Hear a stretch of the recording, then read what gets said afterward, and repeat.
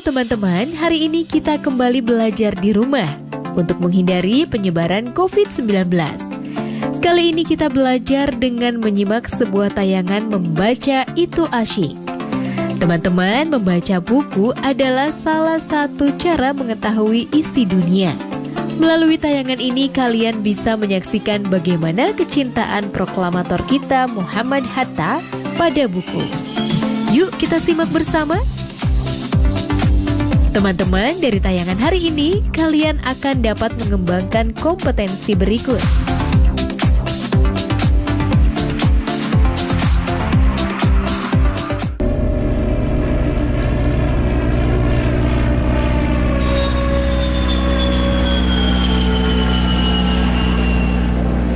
Kita semua familiar dengan Bandara Soekarno-Hatta. Tapi mungkin kita lebih mengenal nama depannya saja atau bahkan menganggap itu hanya satu nama dan melupakan sosok di belakangnya. Tapi justru tanpa Hatta takkan ada bandara ini, Soekarno, bahkan bangsa ini. Dia salah satu pemikir terhebat yang bangsa ini pernah punya. Dialah Muhammad Hatta. Hatta itu sosok yang berbeda. Mungkin bisa dibilang juga gila. Ia lebih memilih mengangkut 16 peti bukunya dibanding 11 anak angkatnya. Kecintaan dia terhadap buku datang dari satu kejadian di masa kecilnya. Ia diberikan 3 buku oleh pamannya, di mana di sana ia menemukan bahwa ia bisa menjelajah ke mancanegara dan seolah mengobrol dengan tokoh-tokoh hebat dunia. Itulah hebatnya buku bagi Hatta, yang kemudian tumbuh besar, di mana buku berperan penting bagi hidupnya. Buku dan Hatta semakin tidak terpisahkan. Bahkan saat ia berkuliah di Belanda, kawan-kawannya pun sering meledek kalau Hatta lebih tertarik pada buku dibanding perempuan. Keisengan itu semakin menjadi ketika mereka menjebak Hatta dalam sebuah kencan dengan gadis cantik asal Polandia. Konon katanya, gadis ini bisa menggetarkan hati pria manapun. Tapi tentu saja, Hatta bukan pria biasa. Cintanya akan buku dan tanah air membuatnya bersumpah untuk tidak menikah sebelum Indonesia merdeka. Ya, ia memilih fokus membela tanah airnya lewat organisasi pemuda bernama Perhimpunan Indonesia. Organisasi ini bagai wahana perjuangan Hatta di negeri Belanda. Di koran-koran, ia menulis kritik dan pemikiran yang lebih tajam dari peluru senapan. Tulisan-tulisan itu bikin Belanda ketar-ketir. Berani-beraninya seorang bumi putra melawan, apalagi di negeri sang penjajah itu sendiri. Hatta lalu disegap, ditangkap karena dianggap menghasut kerusuhan. Akankah Hatta menyerah? Tentu tidak. Dalam kurungan penjara, Hatta menyusun pembelaannya. Lalu dalam ruang sidang yang mencekam, Hatta balik menghantam melalui pembelaan yang ia nyatakan dengan lantang dan tanpa keraguan. Hatta menuntut Indonesia harus merdeka.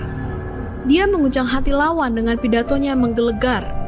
Hatta dibebaskan dan pemimpin baru telah dilahirkan. Kabar tentang anak bangsa yang mengguncang Belanda menggema hingga ribuan kilometer jauhnya. Kelak, mereka akan bersanding bersama sebagai Dwi Tunggal yang memproklamasikan kemerdekaan negara Indonesia. Muhammad Hatta bukan hanya sekedar orang yang berada di belakang proklamator kita. Mereka berjalan beriringan dengan hubungan yang memang penuh benci tapi cinta.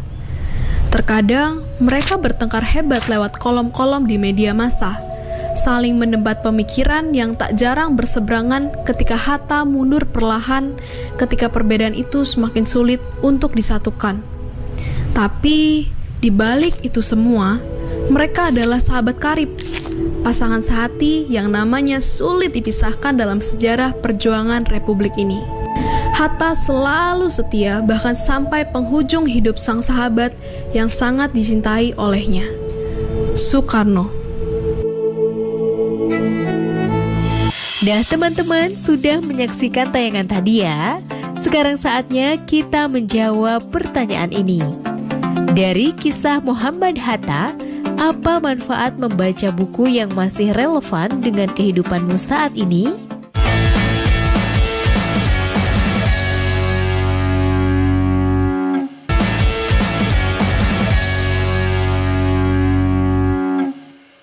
Pasti tidak sedikit dari generasi muda Indonesia yang bingung dalam mencari ide untuk memulai menulis.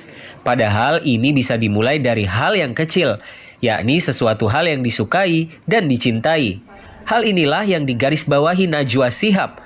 Temukan passion adalah kata kunci untuk memulai menumbuhkan kecintaan akan dunia membaca dan menulis. Penting untuk menemukan apa kesukaan dan kecintaan kita sebaiknya sedini mungkin.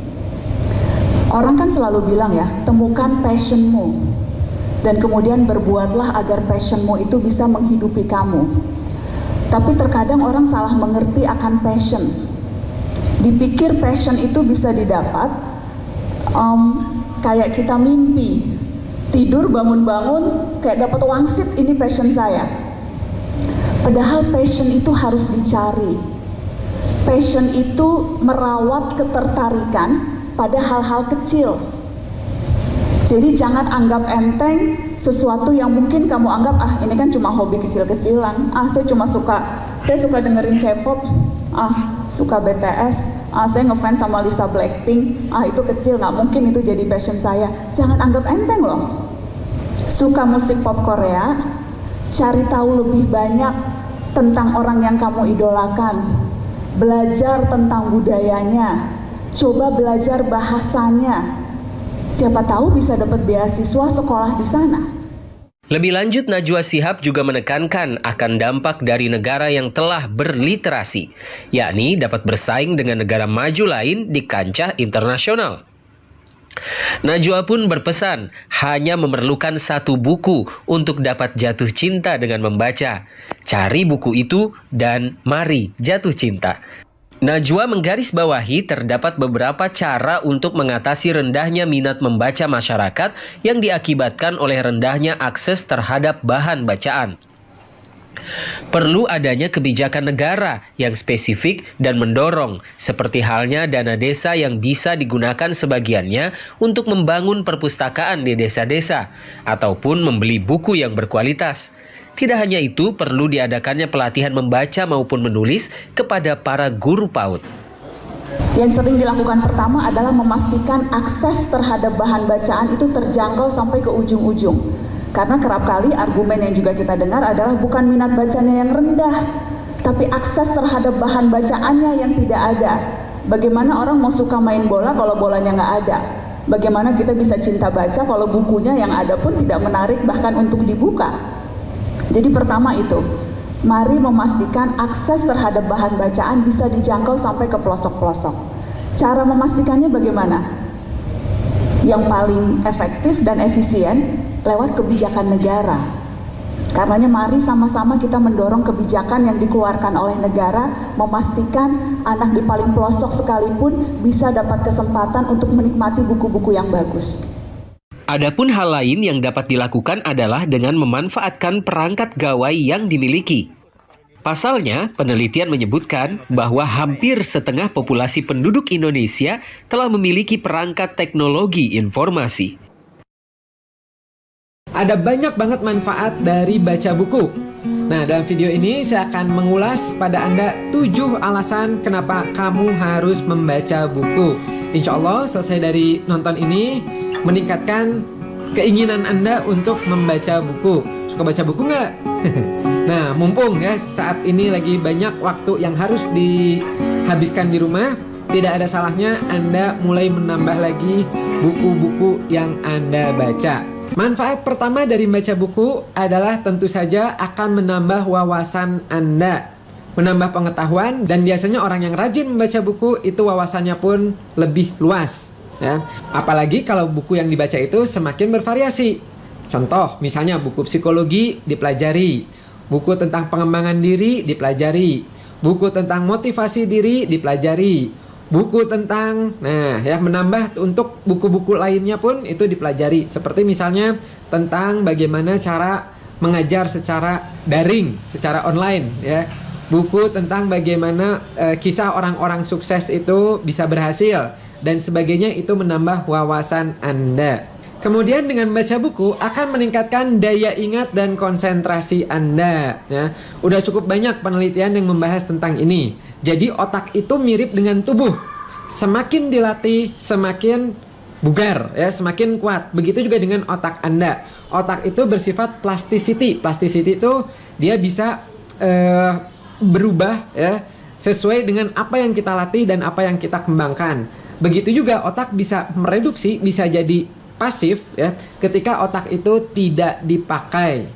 Nah, semakin Anda rajin baca buku, semakin Anda banyak buku yang Anda baca, maka di saraf-saraf di otak ya, neuron-neuronnya itu akan semakin banyak yang terjalin, dan situ memungkinkan Anda untuk semakin tinggi daya ingatnya dan juga konsentrasinya.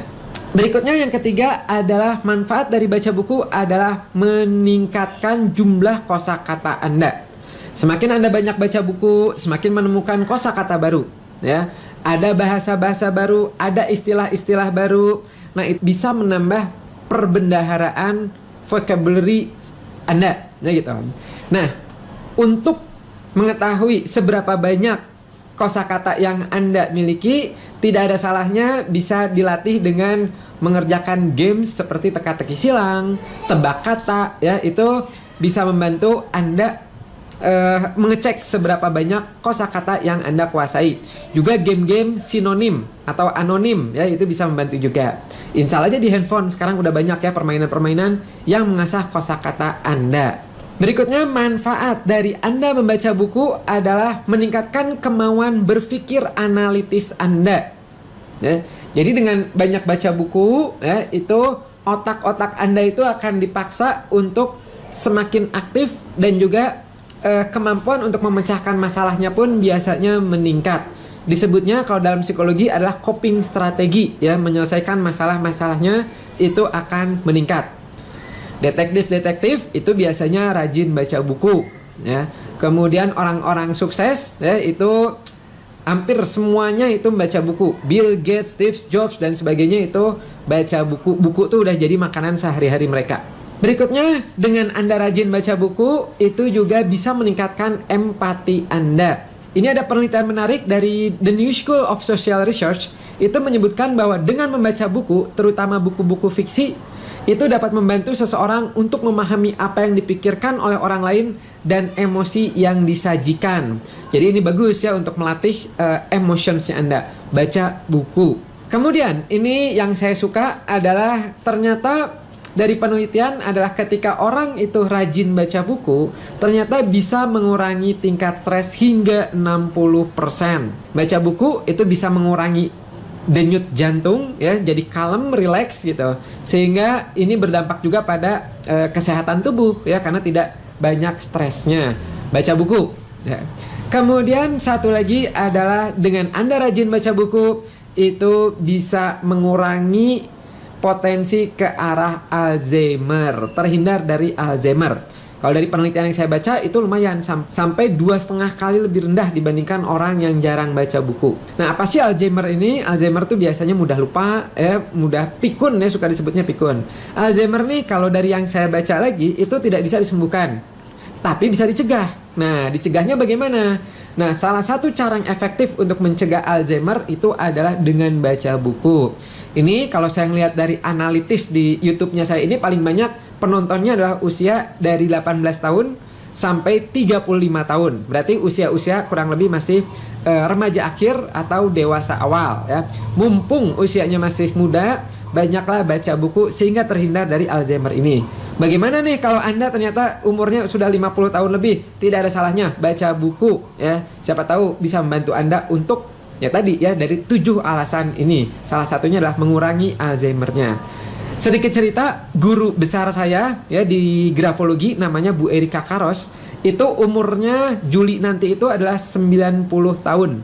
Dan beliau itu hampir setiap hari baca buku. Itulah kenapa setiap kali saya komunikasi dengan beliau ya, membahas kasus-kasus tentang psikologi, tentang grafologi, meskipun umurnya udah 90 tahun tapi luar biasa encer otaknya, luar biasa dinamis ya, luar biasa lengkap. Bahkan di umur 85 tahun ya, berarti 5 tahun yang lalu itu beliau menemukan obat untuk kanker ya gitu di Amerika, di California sana. Kemudian udah gitu dipatenkan. Kebayang ya, umur 85 tahun menemukan obat untuk kanker. Gitu. Nah, mari kita sama-sama perbanyak baca buku. Semoga kita semua mendapatkan manfaat-manfaat dari baca buku tersebut. Nah, teman-teman sudah menyaksikan tayangan tadi ya? Sekarang saatnya kita menjawab pertanyaan ini. Berikan pendapatmu, bagaimana meningkatkan kegemaran membaca buku di tengah banyaknya masyarakat yang menghabiskan waktunya untuk sekedar bermain media sosial dalam gawai.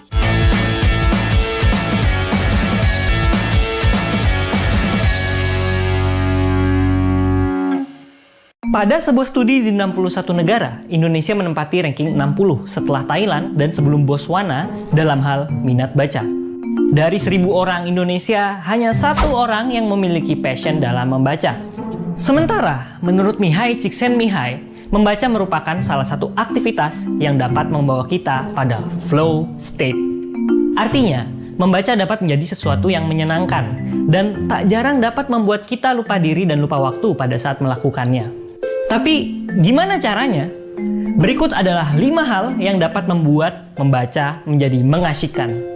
Pertama, pahami gambaran umum dari buku tersebut. Membaca gambaran besar dari apa yang akan disampaikan oleh sebuah buku dapat membuat kita lebih menikmati paragraf demi paragraf yang akan disampaikan. Makanya, kita suka mencari review suatu buku sebelum membacanya. Kalau untuk buku non-fiksi, kita dapat melihat daftar isinya terlebih dahulu, atau melakukan skimming atau membaca cepat untuk mencari ide pokok dari suatu bacaan. Ketika kita memiliki bayangan gambar akhir yang akan dibuat, akan ada keseruan ketika menemukan keping-keping puzzle-nya. Kalau untuk buku fiksi, terkadang kita justru menikmati kejutan-kejutan dari bergulirnya jalan cerita. Ada orang-orang yang benci dengan spoiler atau bocoran cerita. I am your father.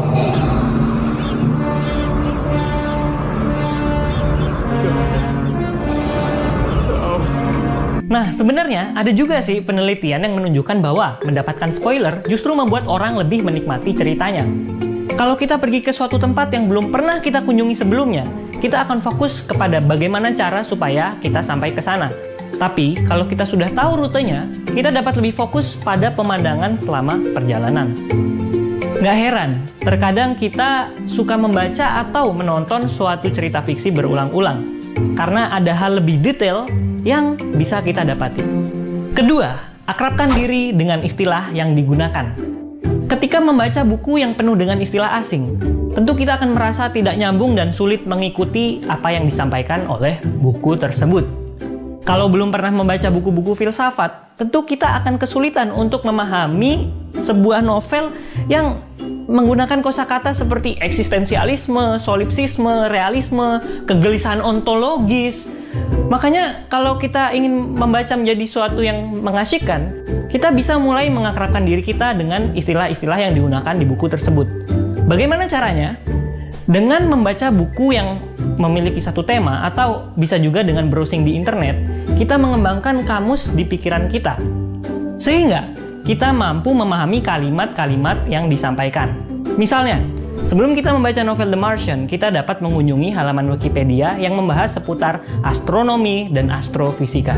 Ketiga, cari keterkaitan antara cerita di buku tersebut dengan diri kamu sendiri.